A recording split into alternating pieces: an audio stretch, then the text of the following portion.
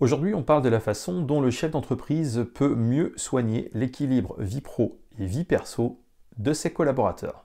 C'est le site Welcome to the Jungle qui a récemment publié les résultats d'une étude faite auprès de 2500 salariés qui fait apparaître que 39% d'entre eux n'arrivent pas à conserver un équilibre correct entre la vie professionnelle et la vie personnelle, alors que c'est une aspiration pour à peu près 75% d'entre eux. D'après l'étude, c'est une préoccupation qui touche notamment les 40 à 49 ans. Le problème, c'est qu'en général, dans les années précédant cette période, donc la période entre 25 et 35-40 ans, énormément de gens ont laissé cette frontière vie pro-vie perso devenir extrêmement poreuse parce qu'ils misaient tout en général dans leur job et dans leur journée de travail. Et quand ils arrivent au-delà de 35 ans, au moment où ils construisent une famille, ont des enfants en bas âge, etc., il y a un certain nombre de jeunes gens qui font ça de plus en plus tard de nos jours, eh bien, ils commencent à éprouver un certain nombre de problèmes à ce moment-là qu'ils n'éprouvaient pas forcément 5 ou 10 ans auparavant. Ce qui veut dire que si on veut parvenir à un équilibre vie pro-vie perso convenable quand on approche de la quarantaine, eh bien, ce sont des habitudes qu'il vaut mieux construire bien en amont. Quand on n'y parvient pas, évidemment, à assurer une forme d'équilibre entre la vie pro et la vie perso, eh bien, c'est le stress, le surmenage, le risque de burn-out et tout simplement le fait bien de ne plus réussir à être bon dans aucun domaine, c'est-à-dire ne plus être bon dans sa vie pro, mais également ne plus être très bon dans sa vie perso. C'est trop facile de dire un tel, son plus gros problème c'est qu'il ne sait pas décrocher. Voilà, on dit ça comme si c'était le problème du collaborateur et comme si on avait en tant que chef d'entreprise absolument aucun moyen d'action sur le fait qu'un tel est incapable de décrocher. Il ne faut pas oublier qu'en management, on obtient avant tout les comportements qu'on a encouragés ou les comportements qu'on n'a pas explicitement découragés. On est en général entouré de collaborateurs qui veulent bien faire, qui veulent montrer qu'ils répondent présents au boulot et qui, ce faisant, vont effectivement souvent tout seuls en faire trop, franchir la ligne continue et se mettre en difficulté. Or, on a, en tant que chef d'entreprise, des moyens d'intervenir là-dessus, tout simplement pour ne pas encourager ces comportements-là ou les décourager de manière absolument explicite. Par exemple, quand on fait remarquer sur le ton de la plaisanterie à un collaborateur qu'il aurait quand même pu décrocher son téléphone quand on l'a appelé à 19h15, on l'a peut-être dit comme une boutade, mais c'est pas forcément compris comme une boutade, et la prochaine fois, il y a de bonnes chances que le collaborateur se sente un peu obligé de répondre au fameux coup de fil de 19h15. Il est vrai aussi qu'en 2019, les frontières sont extrêmement poreuses entre la vie professionnelle et la vie perso, et par exemple, il est très fréquent, notamment dans les petites boîtes, que les collaborateurs et le dirigeant d'entreprise soient tous en contact sur les mêmes réseaux sociaux, par exemple le réseau social Facebook. Là-dessus, quand on improvise une mini-séance de travail sur le coup de 21h parce qu'on a voulu spontanément partager un lien ou une lecture avec un collaborateur qui était en ligne et que le collaborateur s'est lancé dans la discussion avec nous et qu'on n'y a pas mis un terme rapide, évidemment, on installe une mauvaise habitude et il ne faudra pas ensuite s'étonner que notre collaborateur réitère ce genre de choses.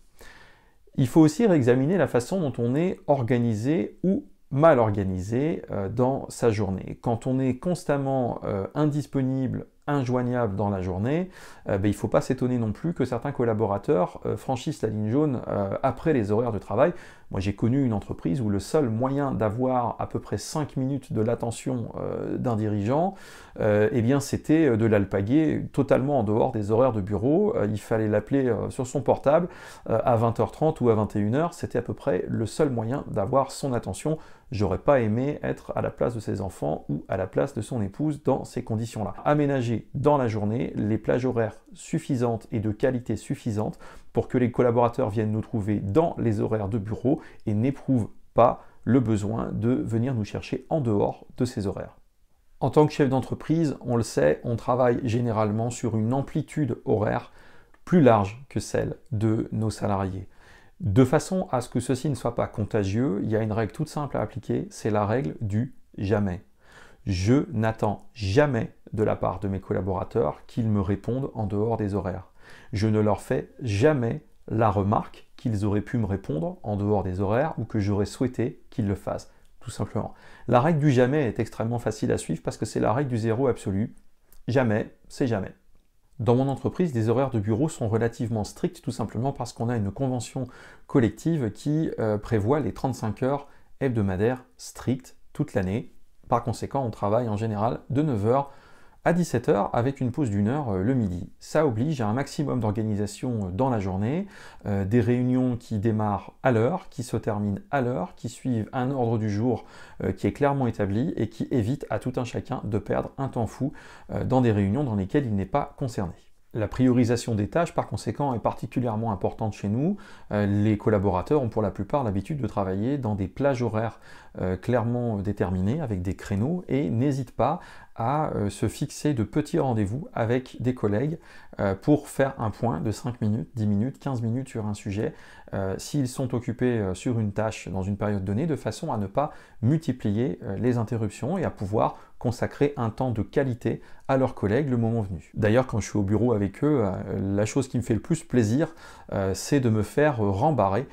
Quand je me lève, moi, spontanément de ma chaise pour aller trouver l'un d'entre eux en disant « Tiens, il faudra absolument que je te parle de ci ou ça si tu as 5 minutes », et de m'entendre répondre « Ben écoute, si tu veux, on en parle cet après-midi de 14h15 à 14h30, j'ai un créneau pour toi », ça me fait énormément plaisir parce que je sais du coup qu'ils sont concentrés, ils sont attelés à leur tâche. Je me méfie davantage d'un collaborateur qui est tout le temps disponible pour une interruption parce que je me pose de grosses questions sur sa productivité. Des délivrables précis, un ordre du jour, le respect de la ponctualité.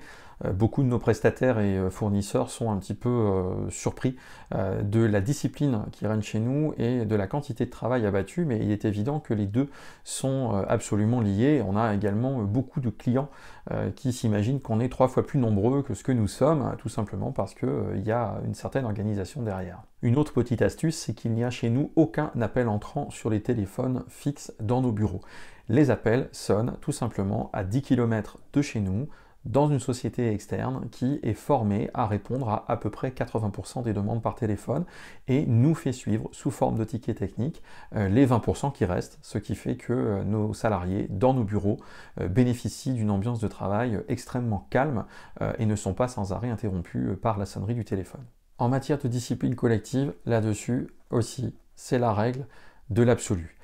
On ne s'appelle pas en dehors des horaires de bureau pour parler travail. Si les collaborateurs papotent entre eux en dehors sur les réseaux sociaux et par téléphone parce qu'ils s'apprécient, effectivement, ça les regarde, mais il n'est absolument pas prévu par l'entreprise de prolonger les conversations professionnelles en dehors des horaires de bureau. Règle absolue également, respect total des soirées, des week-ends et des congés de chacun. Je n'appelle jamais un collaborateur pendant ses congés, quoi qu'il arrive. S'il se trouve que sur des réseaux sociaux, un sujet prend feu pendant une soirée ou un week-end, eh bien j'interviens, moi, tout simplement, pour ne serait-ce que masquer la conversation de façon à ce que mon community manager puisse se mettre au travail dessus dès le lundi matin, quand il revient au bureau. C'est aussi là, bien sûr, que se trouve tout le mérite des process et des backups soigneusement travaillés toute l'année. C'est ce qui permet, en l'absence d'un collègue, eh bien de n'avoir pas besoin de le déranger sur son lieu de vacances ou pendant ses week-ends, eh bien tout simplement parce qu'on sait quoi faire, y compris quel mot de passe, comment se connecter à son profil, à sa boîte mail, etc., de façon à pouvoir prendre la relève sans devoir le déranger. On a besoin, de toute façon, en tant que chef d'entreprise, que nos salariés se détendent, qu'ils fassent du sport, qu'ils passent du temps avec leurs amis, qu'ils passent du temps avec leur famille, qu'ils aient des loisirs. On en a absolument besoin, sous peine qu'ils deviennent exécrables au bureau. C'est vrai également pour le dirigeant. N'est dérangé finalement que celui qui accepte de l'être. Une boîte mail, on n'est pas obligé de la relever. Des notifications, des pastilles de notifications, des alertes sonores, ça se déconnecte tout simplement depuis le centre de réglage de son téléphone portable ou de son ordinateur. On peut également tout simplement utiliser le bon vieux mode avion. L'entreprise a besoin de collaborateurs détendus, mais aussi d'un dirigeant qui soit détendu. Et donc, je considère que c'est à moi de soigner l'environnement de travail pour que mes collaborateurs ne créent pas à leur tour un environnement qui va les stresser et qui va me stresser. En conclusion, pour ne plus être dérangé en dehors des horaires de bureau, il suffit tout simplement d'instaurer la réciproque. On améliore ainsi son propre équilibre vie pro, vie perso, mais aussi en passant celui de tous ses collaborateurs. Retrouve toutes mes vidéos sur ma chaîne YouTube Nicolas Nolf Bosse Autrement et l'ensemble de mes contenus, articles et podcasts sur nicolasnolf.com. A plus.